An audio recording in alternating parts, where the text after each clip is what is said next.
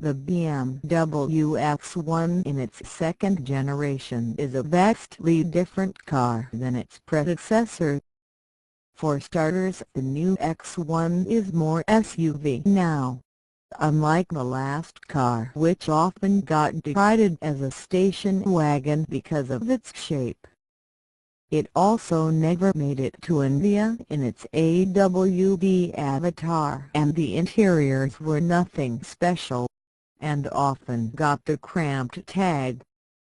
Also read: Mercedes-Benz GLA class review. The new car has certainly done away with all those lacunae and now looks very much the legitimate sibling to the X3, X5 and X6. And it is not just a styling illusion, by the way. The new X1 is 53 mm taller than the previous one, though it is a tad shorter in length. Cabin space and also the sense of space you get from the interior design is also much enhanced, with specific attention being given to rear passengers. They now enjoy more headroom, legroom and kneeroom, 37 mm more in fact. This would stand the new X1 in good stead, not just in comparison to the first generation car but also the rivals, the Audi Q3 and especially the very cramped Mercedes-Benz GLA. In India, BMW has chosen to launch the new X1 with just one engine option, the 2-liter diesel. But the good news is that unlike the past, this is not a tweaked version of the older engine. This is an all-new engine, and also uses BMW's twin-power turbo technology, or basically variable turbine geometry, which allows the engine to put out slightly higher power, about 7 to 8 bishop more, but still reduces consumption and emissions by 17% according to manufacturer data. BMW 20DX drive. The 1995cc unit puts out 190 bishop and a generous 400 Nm of torque. The gearbox is also new, the 8-speed Steptronic with paddle shifters, which is very quick and well mated to the engine. The revelation in fact is how quickly the gear changes go through, and also how quickly the engine responds, without the slightest hint of lag. Where the new X1 scores high also is in the ride department. The ride quality is completely un-BMW-like, meaning it is not stiffly sprung and the car glides over bad roads and offers excellent occupant comfort.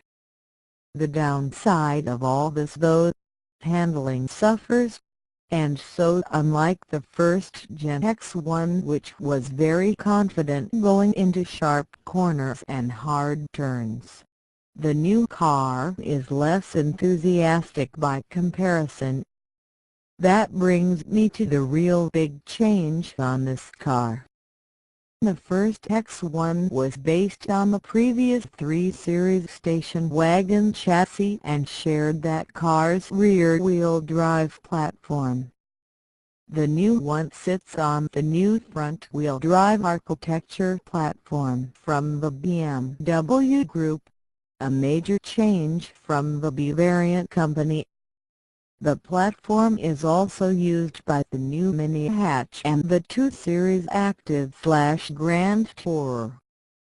The Mini models are taut and compact, but like the 2 Series Tourers, the new X1 has to therefore deal with both the front-wheel drive and the higher center of gravity due to the increased height. But the Stability Control System (DSC) does a fine job of keeping things together nonetheless. though you will probably find the Audi Q3 will handle better under pressure. But that then is the only chink I found in what's otherwise formidable armor. The X1 comes in 4 variants. A well-loaded base Expedition trim with S-derived front-wheel drive and an even better loaded X-line trim with S-derived. And then there is the other big change from the first-gen car. In India, BMW never did offer 4-wheel drive, but the new X1 does have it. The 4-wheel drive, or xDrive as BMW calls it, system is also new. The car runs as a front-wheel drive for the most part, but the system transfers more power to the rear when needed, and it can send 100% power to the rear wheels too if required. The 4WD variants come with the option of an X-line and the top-end M Sport trim. The latter has head-up display and M Division styling kit, a special paint option Destro Blue. The car I was driving a wider iDrive infotainment system screen and navigation. Material quality on all trims is impeccable. The cabin layout is also fresh and looks way more high-end than the last cars. Driving position and seat comfort is also excellent. My one grouse is that none of the trims have a reverse parking camera. Yes, there are parking sensors as part of BMW's park distance control, but even basic hatchbacks now have cameras, so that's a strange miss. The LED headlights, panoramic sunroof, 7-speaker music system, updated iDrive, start/stop button, Bluetooth connectivity and much more helps make the car quite a package. Prices are reasonably competitive, and the Mercedes-Benz GLA in particular will really feel the heat. The X1 comes with 17 alloys on the Expedition trim, while the rest have 18 wheels. The car does have front flat tires, though BMW has provided a space-saver spare neatly concealed under a panel on the boot floor, with the jack nicely packed beside it. Very neat and still leaving ample room for tons of cargo.